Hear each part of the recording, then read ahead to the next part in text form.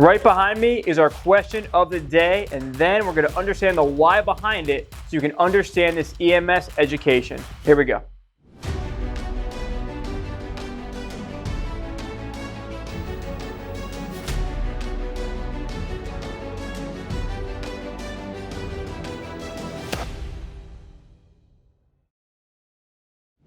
Hey everyone, Evan here, the Paramedic Coach. I got our question of the day behind me here. If you're new here, welcome to our EMS education channel here on YouTube. My name is Evan, the Paramedic Coach. Smash, annihilate, punch that like button down below and hit subscribe, hit that bell. Here is our question of the day. We have, which of the following would cause stridor? A, B, C, or D. A, pneumothorax. B, COPD, C, pneumonia, D, inhalation burns. Now, as we always do, let's go through and dissect this question. Oh, by the way, let me know right now down below, what do you think? What's your reasoning behind it? Is it A, B, C, or D? Comment down below. I want to hear from you. Now, here are my thoughts. We're going to go over in a moment, there's how many? 5 main things, actually 5 main things that cause stridor. Okay, so I'm going to put a 5 over here that I know in my head, right? That you need to know in your head on exam day. You can't miss them. Do I see one of the 5 on here? Yes, I do. Okay, now let's go through this. Stridor is an upper airway sound, right? It's not a lower airway sound, it's lung sound. This is an upper airway sound that we hear from our patient. And when you hear it, you can hear it from across the room. Okay. Pneumothorax, that's due in the lower airways. Okay, COPD, lower airways. Pneumonia, lower airways. Inhalation burns, there it is. Okay, these are all lower airway and produce lower airway sounds.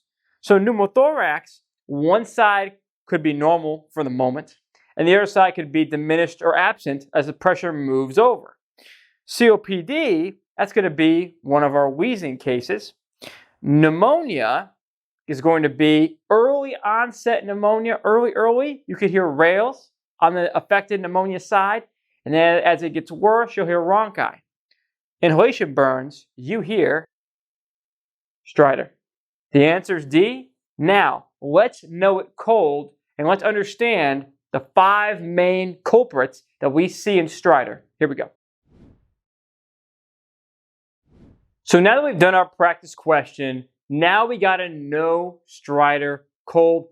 Let's know it cold. Here it is. First question we got to ask ourselves is, what is stridor? We have to know what it is.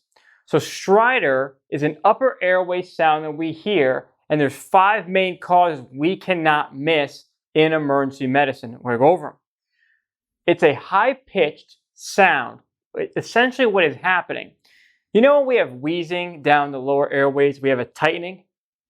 Same exact thing that we have going on here in the upper airway. It's the same exact thing. We have a tightening because we have an inflamed section. And that's what we get with stridor, okay? It is, by definition, a very ominous sound because none of these things are really that great for your patient.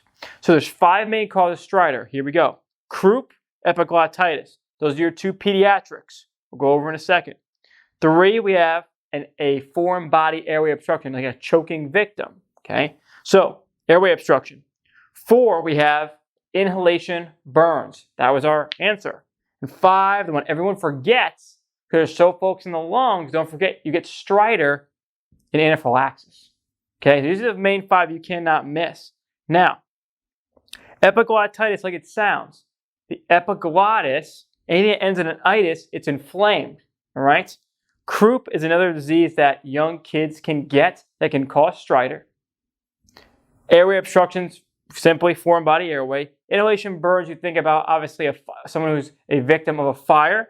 And anaphylaxis, we know that's 2 or more body systems being affected by an allergen. For example, you have the lungs or wheezing, you have stridor, and nausea. And let's say hives, for example. It's 2 or more body systems. Just hives by itself, that's just an allergic reaction. Anaphylaxis is 2 or more body systems that can lead to shock if we do nothing.